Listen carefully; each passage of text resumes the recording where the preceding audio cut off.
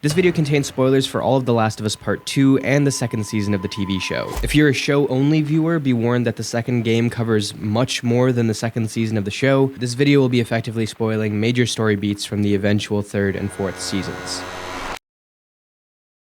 I hate talking about The Last of Us.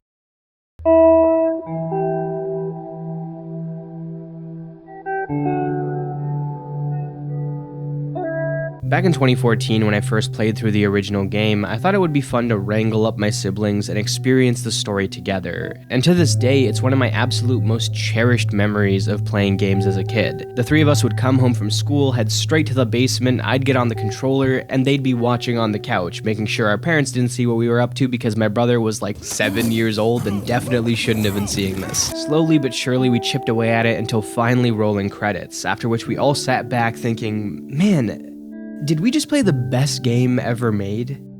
Not that we had a huge frame of reference back then, but it sure felt like it at the time, and even today, it's one of my all-time personal favorites. 6 years after that, when the sequel released, we did the same thing. We sat down, played through the much longer, more tumultuous campaign, and when the credits rolled on this one, I was left feeling things I had never felt before playing a video game. The Last of Us 2 was flawed, tragic, and not nearly as agreeable as the first, but it was also powerful, deeply intense, and experimental. Despite how messy it was, it also became a personal favorite of ours, and I also consider it one of the best games I've ever played.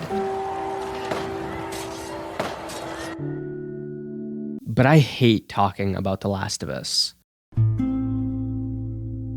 Never before have I had such a strong dissonance between how much I enjoy something and how much I actually enjoy discussing it. Because the cultural climate around The Last of Us has been downright rancid for half a decade now. It's a part of the series that's unfortunately weaseled its way into how I think and talk about the games themselves. I can't think about The Last of Us Part 2 without thinking about the things that frustrated me about its discourse years ago. Things that were taken out of context or diminished for the sake of an online hate mob that often felt like it was operating in bad faith. And despite recognizing that there were more reasonable, well-thought-out negative takes on the game, it became really hard to detangle that from the absolute mess of online opinions. I think it was hard for a lot of people to detangle those two things, and it's a phenomenon that's now repeated itself with the release of Season 2 of The Last of Us HBO show. Now, to me at least, this is a bit of a unique case, because while I really enjoyed The Last of Us 2, I, for the most part, disliked Season 2 of the show. And yet, seeing how people have responded to it has become absolutely draining to think about, much less write about. At this point, I'm firmly of the stance that The Last of Us has the worst fan base of all time, maybe outside of Star Wars, and it's truly impossible for me to separate the art from the online response. Which in and of itself begs a few questions. Why do I continue to follow the game's online fan base then? And why does it matter to me so much if other people hate something that I enjoy? Isn't it kind of silly to let it have that effect on me? And at some point, those questions became just as important for me to address as my actual thoughts on the franchise. So with this video, I want to do two main things. First,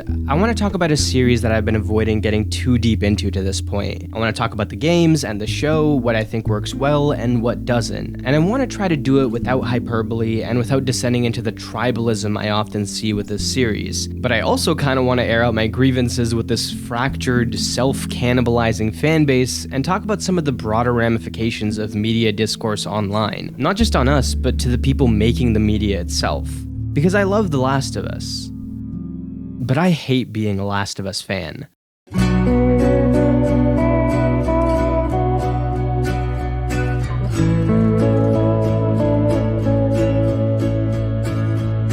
The original Last of Us is a game that's been talked about to death, to the point that you already know how I'm gonna start describing it. Hallmark game, super cinematic, it wasn't the first high-quality, well-written game ever made, but it was undoubtedly a huge leap on that front. Yada yada, look at the acting, you get it. But I think sometimes in hearing about it so much, we forget just how insane of a feat this was for a video game in 2013. Some people have tried to contend how important this game actually is, arguing that its narrative is extremely simple and derivative, and its influence on the industry did more harm harm than good, pushing games in a more linear and cinematic direction that feels envious of traditional media rather than embracing the agency and interaction that makes games unique. But to me, both points have always read a little disingenuous. The Last of Us is, in a lot of ways, formulaic. It has very direct influences that share a similar narrative structure and explore the same kind of relationship dynamics. But it's also responsible for bringing significant popularity to those tropes, creating engaging backstories that enrich those narrative beats, and executing them in a completely new medium with a level of production that becomes more impressive the more time passes and we see just how ahead of its time it truly was. The fact that a title that launched on the PlayStation 3 was written and performed well enough to not only stand up to the quality of a prestige HBO TV series, but in many people's eyes, including my own, actually exceeds that quality is a testament to what Naughty Dog was able to pull off over a decade ago. I also think people tend to overlook just how well the original Last of Us actually leverages the fact that it's a game in its favor. If you asked someone years ago what game could be most easily adapted into a TV show or a movie, they'd most likely say The Last of Us. And the fact that it found so much success in its TV adaptation feels like proof that it is in fact more of a show than a game. But I actually think the existence of the show shines a direct light on what exactly made this series work so well in its original medium. And let's look at even just the first 5 minutes. After spending literally 1 minute with Sarah and Joel before shit starts hitting the fan, we go straight into something has gone wrong as Sarah tries to figure out what's happening. This is also an incredibly fast sequence, but there's a lot of minor details that make it extremely effective. You can look at the card Sarah gave Joel for his birthday, which gives extra insight into their relationship, spend some time looking around Sarah's room to learn more about her. Being the one to actually go around and explore the house really heightens the tension, especially as Sarah's cries for her dad get more desperate. You go into a room and see an explosion on the TV screen, which is felt in your controller as the camera pans to the window for you to see just how close you actually are. Having control over this sequence allows for a lot of additional storytelling without negatively affecting the overall story pacing or gameplay, which is also the case for the entire rest of the game. The show's version of this prologue, on the other hand, is much longer and fleshed out, and that approach is great too, but the game really does use the extra tools at its disposal to fill this section out faster. Another example is Bill and Frank. Their dedicated episode in the show is a great addition that works because you see it played out directly in front of you, whereas in the game, you get to see Bill's paranoia before you ever even see him by finding all the traps he's laid around town, and you only really understand the impact of Frank's character by choosing to engage with the world around you and piecing things together. Otherwise, the weight of what happens to him doesn't hit as hard. You can argue over which one's better all you want, but to argue that this game just wants to be a movie and doesn't use its status as a game properly is downright wrong, especially when, unlike other series like Naughty Dog's own Uncharted franchise, what you're doing during the gameplay sections actually benefits the overall narrative.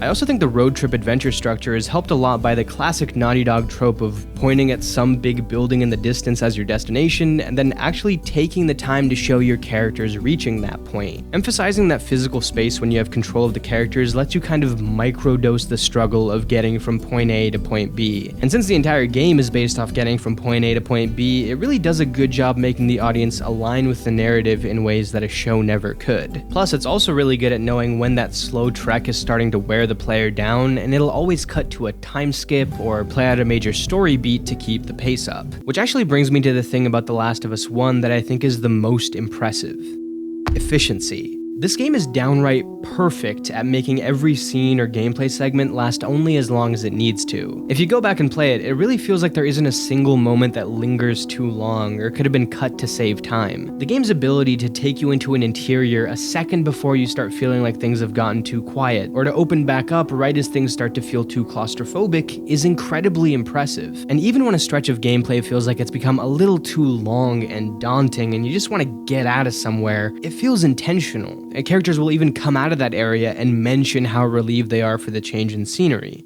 The game was always graphically impressive. I mean, most of this footage is from the remake, but the original still looks incredible with a slightly more stylized look. But its visuals and its plot were always going to be the things that aged out over time, no matter how ahead of the curve they were. But the fact that it's got such tight pacing and has such a strong understanding of player emotions is what makes it hold up so well at its core. And that efficiency also carries over into the writing. I have never seen a game, including from the same studio, held the same series, that is this tightly written. Even the optional conversations or things characters talk about during quiet gameplay moments either add a ton of personality or have some utility. A lot of the most important moments of characterization happen outside of cutscenes. You actually care about listening to the characters when they say something to you, and an important part of that is that the game knows when to shut up. How did you know? Know what? About the ambush. I've been on both sides.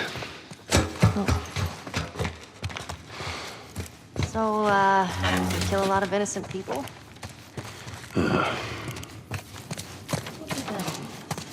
Take it however you want. I replayed the entire original Last of Us in preparation for this video, and I don't think there was a single line of dialogue where I thought, yeah, maybe you could cut that. This is all killer, no filler. I mean, the man wakes up 20 years later and goes after Robert, doesn't even brush his teeth. That dude probably shot his dentist too. Even the gameplay, which was always one of the major criticisms of the first game, is something that I've never really had a problem with. On a replay, I did notice that it can sometimes be a little stripped down and simple, especially the stealth, and it's obviously not as free and expressive as the second game, but it's grounded, gritty, shootouts are a fun time, and the lack of resources, especially on higher difficulties, makes stealth matter a lot more than it does in a lot of AAA games that like to feature stealth mechanics. Also, the clickers are, again, something that's become so well known at this point that we kind of take them for granted, but this is a really iconic enemy type for a pseudo-survival horror game. They add an insane amount of tension anytime they show up. It's not a bold take, even in the slightest, to look back at the original Last of Us and call it a near-perfect, classic video game. But I do think with time it's become easy to overlook just why that's the case, past just praising its narrative, visuals, and acting. All of those things are incredible, of course, but they aren't on their own what makes The Last of Us one of the most impressive and important games ever made. Now, The Last of Us Part 2 is a different story. Two of the strongest aspects of the first game, efficiency and pacing, are the exact two things that The Last of Us 2 struggles with the most. The intimate and simple story of the first game is traded in for an absolutely bonkers narrative told in an incredibly unconventional order. And of course, the biggest departure at its core is the fact that Naughty Dog made the decision with this game to not make the series 100% about Joel and Ellie. Even though everything still kind of hinges on those two, the series is now more broadly about the post-apocalyptic world. And in the case that we get any more games in this series, that scope will likely continue to expand. And in a way that makes sense. I mean, it's called The Last of Us, not Joel and Ellie and the fucking Philosopher's Stone, but I remember just how surprising it was when we were going in this direction with the release of the sequel. And watching Season 2 really brought me back to the shock of that new direction. The transition from, hey, this is what the story's about, to actually, this is what the story's about, does feel sudden, even if it was hinted to before. It's just another thing that I feel like has gotten lost in the more controversial discourse around the series. Anyways, back to the game itself, I really do think it starts off putting its worst foot forward. The opening hours of The Last of Us Part 2 are simultaneously too fast and too slow. You're introduced to a lot of different characters and important establishing information, but you also meander around on patrol and experience a lot of stuff that doesn't really matter for a long time. The game overall does do very interesting things with its structure, things that some people absolutely despise and other people find unique and interesting. But ignoring how it swings back around to these things later, when you're actually playing the intro, it doesn't have nearly the same sense of purpose and impact that the first game's opening hour does. In fact, one of my hot takes about The Last of Us 2 as somebody who likes it a lot is that the first couple of hours before Joel dies, plus parts of Ellie's Seattle Day 1, have some of Naughty Dog's weakest writing since the original Uncharted. Outside of maybe the quick establishing scenes, it's really missing the punchy, memorable lines that most of their games fire off every couple minutes. I've seen people mention how much they really miss the bigot sandwich line in the show, or Ellie and Dina's weed farm scene, but these were always some of the more strained moments of dialogue in the entire series for me. I think it just comes down to a weird mishmash of struggling to write semi-normal interactions between teenagers, the subdued, almost sleepy nature of Jackson and especially Ellie and Dina, and the fact that the cadence of conversations is matching the dramatic, somber nature of the rest of the game, even though this opening is not dramatic or somber, at least not in the way that we should be privy to at this point. It's kind of a hard thing to explain because I do think Ellie's tired, hollow, worn down demeanor here is purposeful, showing just how much things have changed since the first game and how much she's lost her sense of purpose. but it goes a little bit too hard in that direction, and I find most of these conversations, as well as a lot of conversations with Ellie and Dina in the future, to be a bit hollow and awkward. I do prefer the relationship here to the show version, which I'll get into in the next section, but it's still pretty flat in the game, and that's one of my biggest complaints overall, along with the so-so opening. It doesn't help that the multiple hours it takes to complete Seattle Day 1 moves the overall plot along the same amount as the first game would accomplish every 30 minutes. And not that I have a problem with a slow burn, I mean Red Dead 2 is one of my favorite games ever, but I think Naughty Dog's narrative-focused era has always benefited from a faster tempo, which is proven by how much more engaging Abby's side of the game is than Ellie's. As rough as the pacing is early on though, it somehow gets even worse halfway through when you switch to Abby for the first time. I remember thinking this was going to be a quick series of flashbacks initially, and I was trying to run through it as fast as possible to see how that theater scene ended, and the second I realized it was going to be a very long time before I got to see how that interaction played out, it completely took the wind out of my sails. And a lot of people have floated ideas on how they could have changed this around to be a bit more palatable. A popular suggestion was to just play Ellie and Abby somewhat in parallel so you actually cared about the characters before they started killing each other off. But that would also fly in the face of a lot of the core themes of this game. Blind hatred, humanizing the enemy, guilt, etc. Truth is,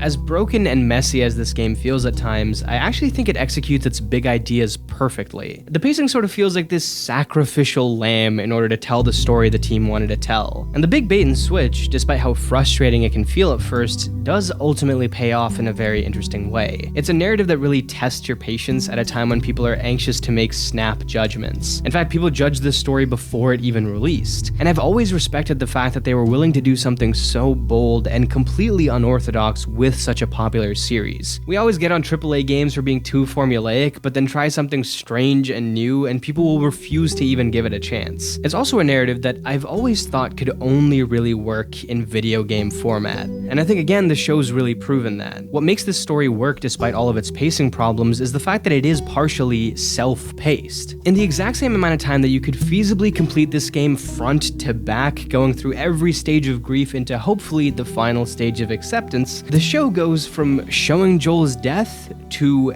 Ellie leaving to avenge him. A lot of the raw, volatile emotions that come as a result of this moment have dissipated by that point, and those very emotions were what the game expertly used in tandem with the interactive element of the medium to first encourage and then criticize the more hateful aspects of human nature. And like many elements of the game, people have conflicting thoughts on those central themes. Some people think it works really well as this bold artistic statement that challenges the player in ways reminiscent of Spec Ops: The Line. Others think it's just not enjoyable to go through a narrative like this in a game, or it's corny to try and pass judgment on the player for murking an endless flood of pixels. And then there's my favorite interpretation of the story, that it's all just about revenge bad. A refrain I heard so much in 2020 that it made me want to put my head through a wall. But regardless of how you feel about this approach, it's obvious that using these dark, heavy, and pressing emotions from the player was a cornerstone of this experience. The game is an emotionally manipulative piece of shit, and that works a lot better when you can instantly start doing things about Joel's death instead of waiting nearly a month for anyone you hated to get some form of comeuppance. I think people are oversimplifying how easy it is to try and convert this into show form just because the game has so many cinematic tendencies. Anyways, I know I spent most of this time talking about the negative or controversial aspects of the second game, but the main reason for that is I don't feel like I have a ton to add on the positive end of things that hasn't been said already. The highs of this game, production-wise, story-wise, gameplay-wise, are higher than just about any game I've ever played. It's the best acted game ever,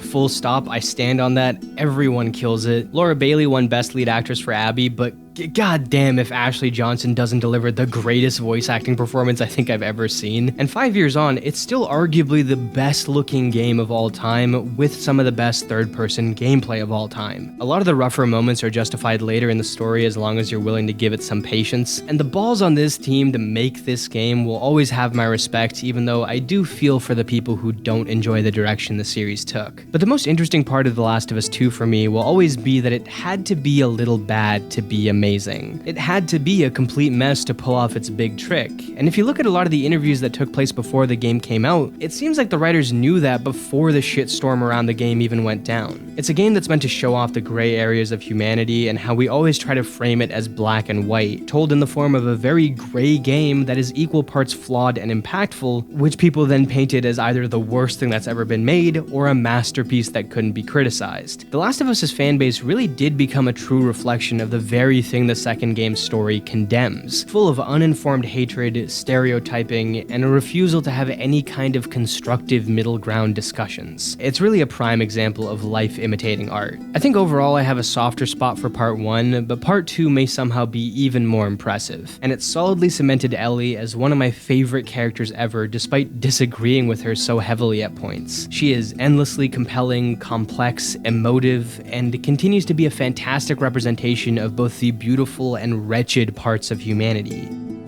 So yeah, I have some thoughts on the show.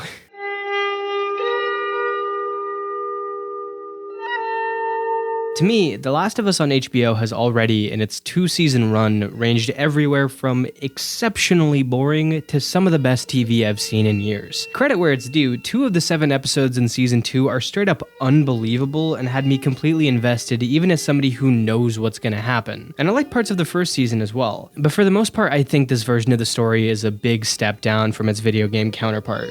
There are undoubtedly some great additions to the show, like I mentioned earlier, but they're often lateral shifts. The new stuff is different and additive, but the old stuff cut out all the fat, so they're both good for different reasons. The only real exceptions to this are the Jackson invasion and a lot of the additions in episode 6 of season 2. I'll get to those in a sec, but I thought they were incredible additions that really improved the story. On the flip side, a good chunk of the show's changes do actively weaken it to me, even in season 1. The Henry and Sam arc is a good example. Kathleen is a super uncompelling villain, and painting bigger, direct targets on the brothers arguably makes what happens to them less sudden and tragic. Also, any scenes from either season that are essentially shot-for-shot recreations of the source material really make the performance gap in the 2 iterations kind of impossible to ignore. It's pretty insane how large that gap can feel at times, considering the show has 2 very popular and capable dramatic actors, but the scenes in the game just have so much more power, grit, and authenticity. Sometimes I do wonder if I'd feel different if the order were reversed and Pedro and Bella's versions of the characters were the ones I grew up with. I will admit nostalgia definitely plays a part here, but even acknowledging that, I can't shake the sense that both of the show's leads deliver surprisingly inconsistent performances in comparison to their game counterparts. Pedro Pascal definitely improved as Joel in season 2, mainly because Pedro is a very warm, charismatic guy, and the second season gives him a lot more opportunities to be an actual human. But I was never all that convinced by his cold exoskeleton in the first season. The good news there, though, is that a lot of the most intense moments of the story call for his mask to kind of lower or break completely, which leans back into his strengths as an actor, so he's never that much of a weak link. Unfortunately, though, I do think Bella Ramsey's Ellie, both how she's written and how she's performed, has always been my least favorite part of the show, in both seasons, and has a lot of ripple effects that hold the show back from what it could be. And I hate that I have to clarify this, but again, this is a testament to where this fanbase is. I have no ill will towards Bella Ramsey as a person. I don't mind that they don't look identical to the game character, and I also think they have some good acting chops in general and shine in a few scenes in the show. It just seems like an authentic and nice person, and it really makes me sad to see such a young and passionate actor treated the way Bella is. They deserve nowhere near the level of vitriol and straight up bullying just for not playing a character the way people want it to be played. That said,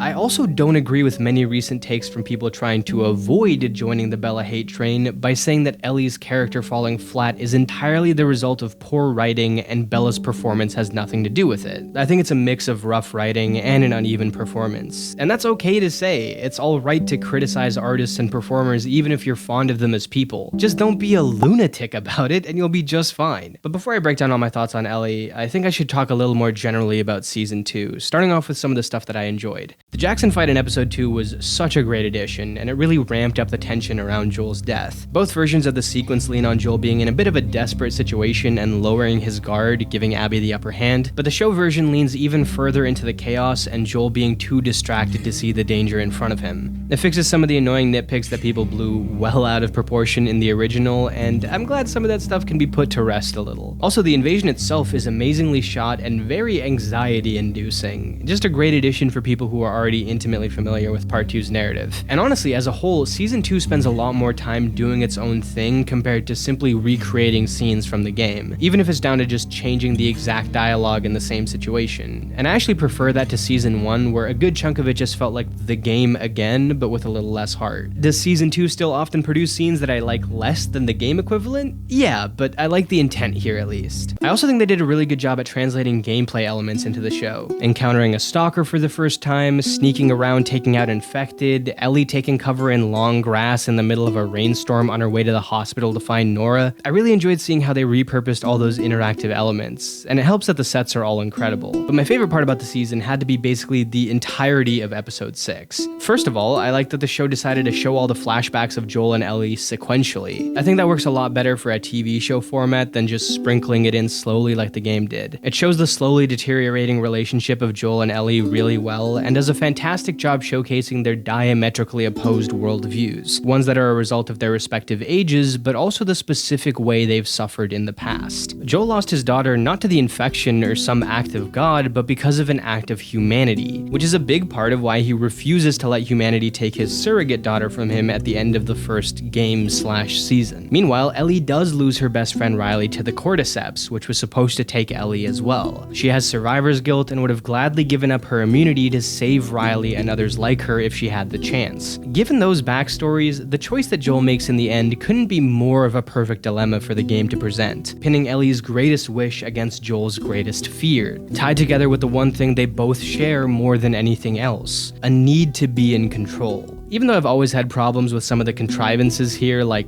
why the Fireflies couldn't just wait to talk this out a little, or how this one random dude is just unquestionably the only man on planet Earth that can create a cure, I'm able to suspend my disbelief a little because of just how great this setup truly is. In both the show and the game, the differences between these two characters is explored most directly during this porch scene, as Joel affirms that he stands by his decision to not only save her, but give her a comforting lie rather than the heartbreaking truth, and Ellie still struggles to forgive someone who took her purpose and autonomy away from her. But the show also expands on these character traits even further during the Eugene flashback. As a quick recap, Eugene gets infected a little ways out of Jackson and asked to be taken back to Gale so they can say their goodbyes before Joel eventually shoots his little head off. A request which Joel promises Ellie he'll honor, but instead he gives Eugene a nice view and then follows through on protocol. He then tells Gale Eugene went out bravely and on his own terms, which Ellie calls out as a lie in frustration, ultimately putting Gale through more pain. Now, I think it's easy to justify most of Joel's decision-making in this moment. Taking Eugene back would have put a lot of people at risk, and there's probably no situation where him and Gale get to see each other and then they just peacefully allow Joel to put him down after. His lie to Gale is also, once again, a comforting one that leaves her with a positive image of her husband rather than burdening her with the pain and sadness he likely felt in his final moments. Just like with the decision at the end of the first game, you can argue that most people in their selfish ways, mixed with a genuine care for people close to them, would make these choices. But Ellie is set up as a character who, at least in this stage of her life, would not make those same decisions. She prefers painful honesty to comforting lies, and hates when control is taken away from her. So in this moment, she puts the control in Gale's hands rather than letting Joel dictate the story she gets to hear. There is a level of childlike naivete to what Ellie does, but you could argue it's not downright childish, but instead a reflection of how we become more jaded, overprotective, and possessive of our loved ones as we age. We justify keeping things from them or going back on promises because we think we know better. The way this episode dives into all of that is great. I also love the complementing motif of doing better than the last generation. On either end of this episode, we see two generations of parents hoping their child can do better than them, the same way they did a little bit better than their parents. A sentiment that seems sweet at first, but is also laced with a lack of accountability. Joel's dad claimed he was doing better than his own father did, but we also know he beat his children, so sure he did better, but he didn't do good. And ultimately, you can't celebrate being a shade better than super terrible. I thought this was all really brilliantly put together, and it honestly makes me more confident than ever that we will be getting a third part of the series that gives Ellie a chance to learn to not just do better, but do good with her own child. I know what happens in the show isn't technically canon to the games, but Neil Druckmann did direct and co-write episode 6, so it's interesting knowing where his head's at. Even though I thought all these additions were great though, I really did not vibe with the second season's overall interpretation of this story. It has almost a shocking level of unawareness as to why certain scenes in the game worked so well, considering the creator of the game is a co-creator of the show. The adaptation messes with sequencing a lot, sometimes in ways that I think is necessary because of the way the seasons are split, but other times in ways that completely cheapens the emotional impact of what's going on. Even small things like not really showing the importance of the guitar or the song Future Days until the end of the season, that makes the earlier guitar scene seem kinda random. Hell, even my favorite episode, episode 6, has this sequencing problem. Ellie and Joel's official falling out lasts for just 9 months compared to the 2 years it lasts in the game, and more important than that is that Ellie only gets 100% confirmation of what Joel did during this porch conversation the night before his death. In the game, she went back to the hospital, heard the recorded accounts of the few fireflies that were left, and got the truth out of Joel years before this scene happens. And I think it's incredibly important for her to have that full context and hold on to it for so long in order to earn the line, I don't think I can ever forgive you for that. But I would like to try. While it's clear that Ellie in the show has a strong feeling that Joel is lying to her, and the Eugene sequence all but confirms it, she doesn't get a full grasp of the true extent of Joel's betrayal, something that I'm sure even the smallest part of her was hoping wasn't true, until seconds before she decides to make an attempt to forgive him. We even see a scene earlier in the season that shows Ellie still annoyedly talking to Joel during this 9-month period, whereas in the game it strongly implies that they haven't said a word to each other in years. The show's version of the porch scene is very similar to the game content-wise, but it just means less because of where they decided to place previous events and scenes. Which sucks because this is my favorite scene in the game. It's performed really well on the show also, but it just feels disappointing. But these inconsistencies in the flashback timeline feel like minor problems in the face of all the inconsistencies that happen in the present day, where it feels like the writers decide Ellie's mood and motivation completely randomly from scene to scene. A lot of people have brought up this weird moment in the finale. If I were out there somewhere, lost and in trouble, you would set the world on fire to save me. I would.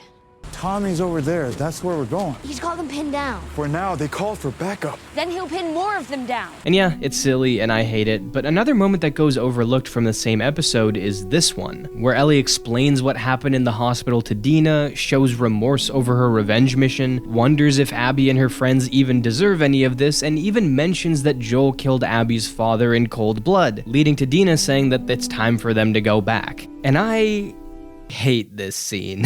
In the game, Ellie refusing to see the other side of things, even though she was well aware that Joel had done things that could easily have led to justified retaliation, is incredibly crucial to the story's themes. It's like the most important thing. Could be that you just weren't who they were looking for, so they let you go. Yeah, well, they did beat the shit out of us. The one guy, Jordan, kicked my face in. Yeah, but why do you think that they didn't finish It doesn't matter. They fucked up. They did.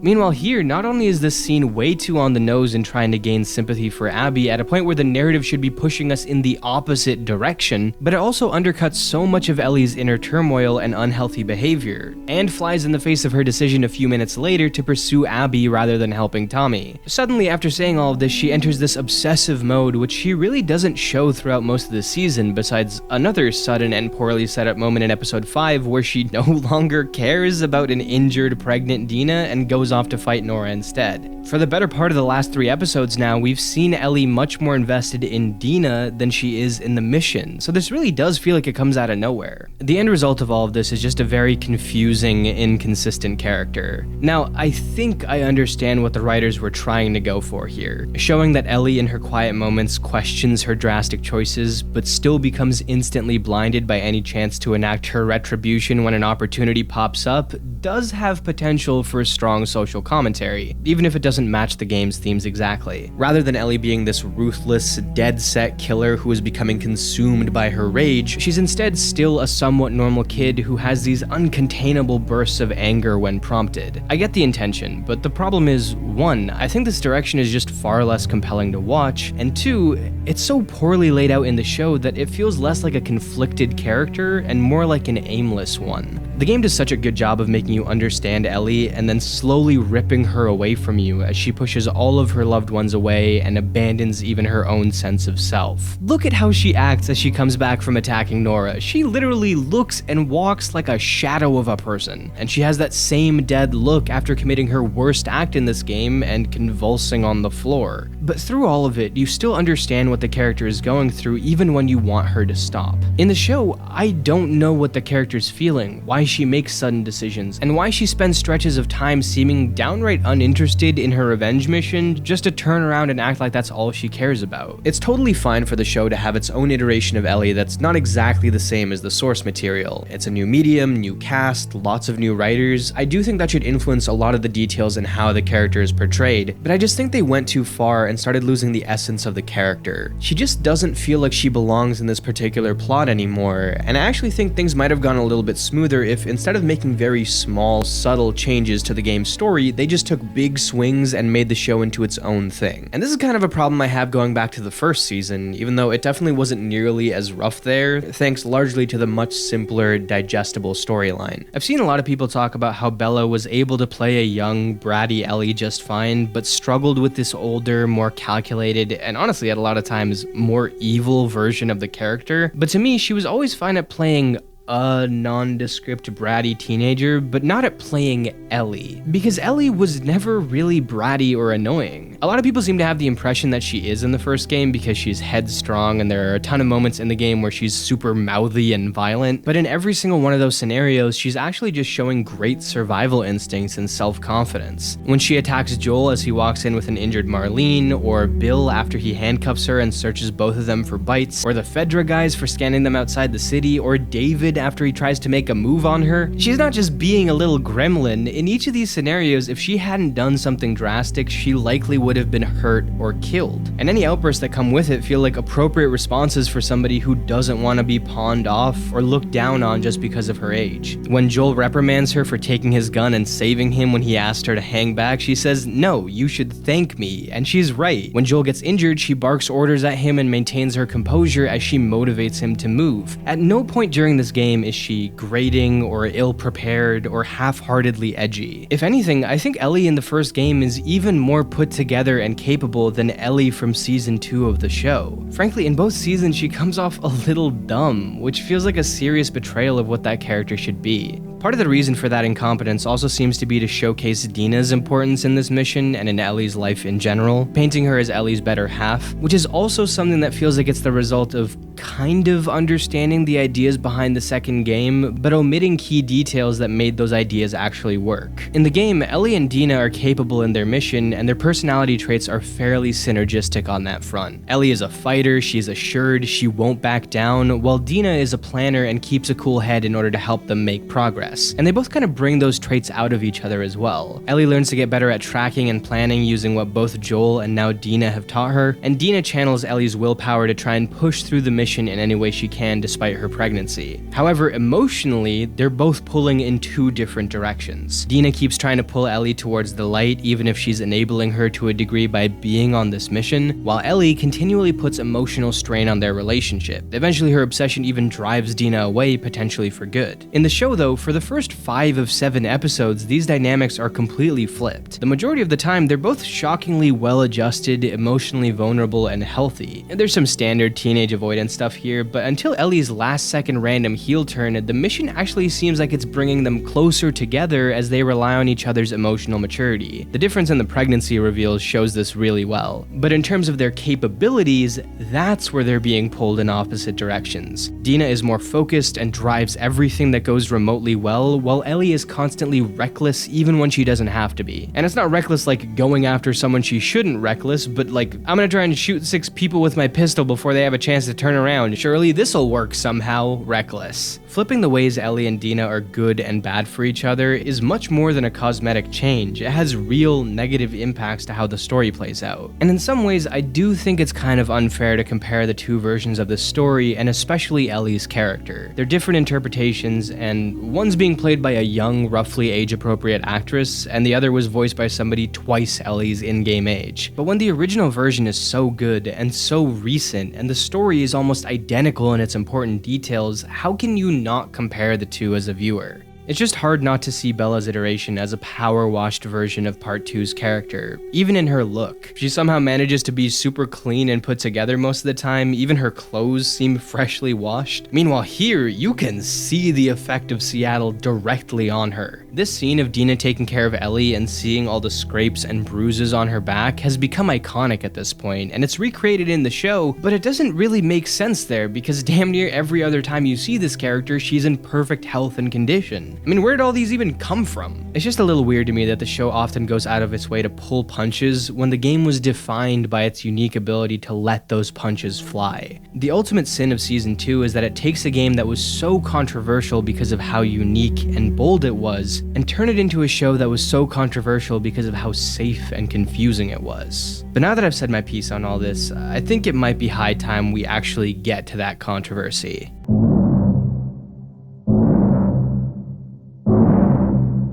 Writing this section of the video was a goddamn nightmare. I felt like I was fighting invisible demons the whole time. I used to be at the beginning of the video, and then I rewrote it a bunch of times, and then as I did, I kept finding new things to be annoyed about, and eventually I realized that I kinda needed to take a step back and start off simple. So let's begin with this. I think The Last of Us might have the worst fan base I've ever seen. How the hell you get 6 active subreddits that all hate each other off the back of literally 2 original narratives? The toxicity efficiency here is insane, and it always has been. There was a massive, spiteful, constant hate parade for The Last of Us 2 before it even released, because details had been leaked, people knew Joel died unceremoniously, and we can't ignore how much of this controversy was tied to some straight up bullshit. I understand completely that some people both before and after the game came out had issues with the narrative for legitimate reasons. But there was some undeniably heinous shit being thrown around at groups and people and actresses. It was some messy, messy stuff. And after the game released, there was even more controversy, some in the same lane, others now more directly addressing the game and its ideas and its ending. People found issues with anything and everything, including slight conveniences in the narrative that they seemed more than happy to overlook in the last game. It really showed off that core aspect of the internet. People seem to enjoy hating things collectively a lot more than they like enjoying things collectively, and they will do anything in their power simply to hate a new thing more efficiently. And Season 2's release is yet another perfect example of this. People want to hate this season and dunk on all the scenes so badly that everyone just collectively decided to rewrite history and act like they all liked The Last of Us 2 all along. Seriously, am I the only one noticing this? Because this is insane. The last few months have had some of the most Last of Us discourse I've seen since Part 2 released, and somehow in all of that time, I haven't heard a single person say one bad word about that game. I feel like I'm going crazy. I mean, on one hand, I'm happy that one of my favorite games isn't getting shit flung at it every time it's brought up, but the way that it's happening feels a little slimy. I'm aware that there are a lot of people who are criticizing the show that are fans of the game. I mean, I just spent the last 40 minutes talking about how much I enjoy Part 2 but dislike Season 2. But the amount of people and groups that I've seen that were loud, incessant, undying haters of this game who refuse to back down even years on, that are now clamoring about how the show did the game a disservice is so weird. I mean, the group that dedicated its entire life to hating on The Last of Us 2 is now posting comparisons about how great the game's performances are compared to the show's. The same people who are ragging on Abby's muscular look, talking about how it's impossible and having a muscular woman in the game is Cuckman's fantasy, are now whining that Abby's not ripped enough. Same goes for a lot of YouTubers who are super gung-ho about their hate for the game and seem to maintain that opinion for a long time. Now they're suddenly upset at how it's been adapted. The first game, it has so much emotion in it that Last of Us 2 doesn't even bother to try and capture. In a nutshell, the entire story is revenge is bad. And they just keep hammering that theme home for the entire 25 hours. Revenge is bad. Revenge fucking sucks. Revenge has all of these far-reaching consequences. Everyone's getting hurt around you because of revenge. Don't fight fire with fire. Revenge with revenge. It's terrible. It felt like they were afraid to commit to just the angry,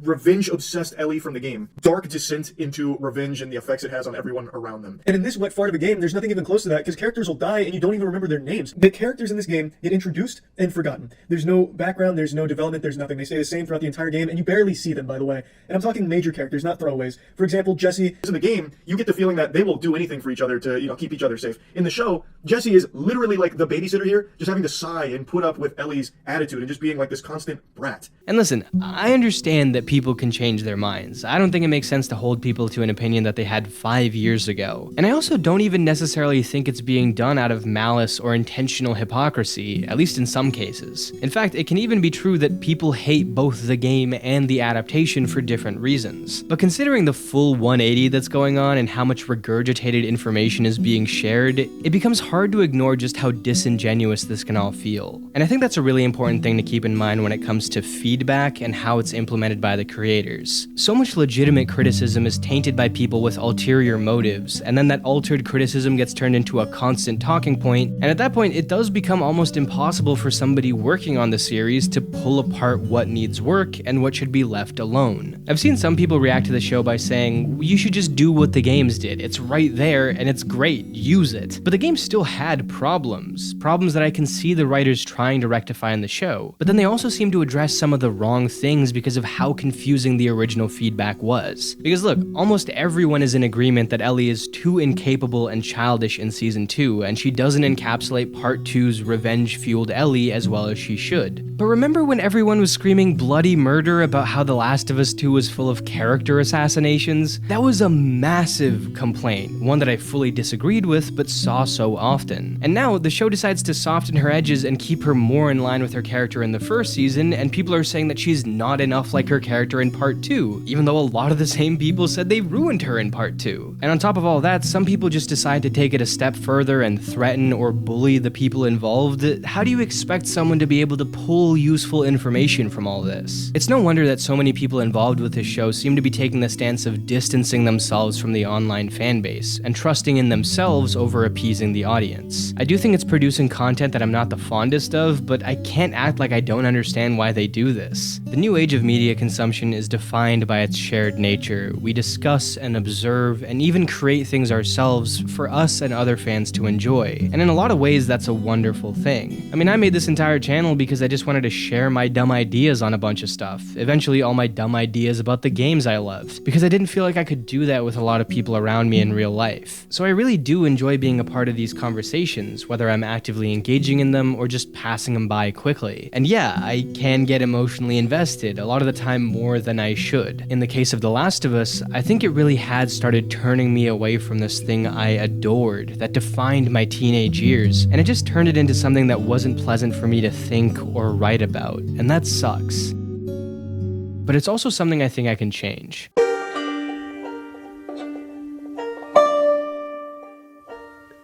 During the making of this video, I went back and replayed both entries in the Last of Us series. I tried to play them without other people's opinions in mind, and without comparing them to the show. Eventually I did have to make those comparisons for this video, but in the moment I really did try to shun that collaborative media consumption mentality and focus on what was in front of me. And I found myself slowly getting less and less upset about the things that had bothered me about its discourse the last few months. I felt almost silly for getting so worked up about it, even though I do think it's absolutely worth calling out. And that change of heart is probably why this video went through so many iterations, with the early versions admittedly coming off a little exasperated, with fan sentiment being the focus, and then the eventual final version being a lot more about the actual content and my love for it before I took a stab at that broader response. Even though it feels upsetting seeing people constantly reference one of my favorite series with this level of negativity, often in a way that I find unfair or overblown, those responses can never actually take away the moments I had with my siblings sitting and enjoying these games in our own company. I think that's a really easy thing to forget, that no one can actually take your joy away from you unless you let them. And it was really refreshing feeling like I could just sit and enjoy this series rather than just defend it.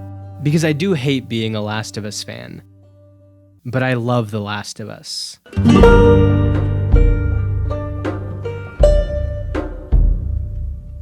If you're interested in hearing more about silly little internet opinions and my thoughts on them, you should check out the newest episode of the Cleric podcast, where my friend Landon and I talk about some video game hot takes. It's a really fun episode, and we'd love your support as we start up that new project. If you're new here, subscribe, join the Discord, it's in the description, and I'll see you all next time. Bye.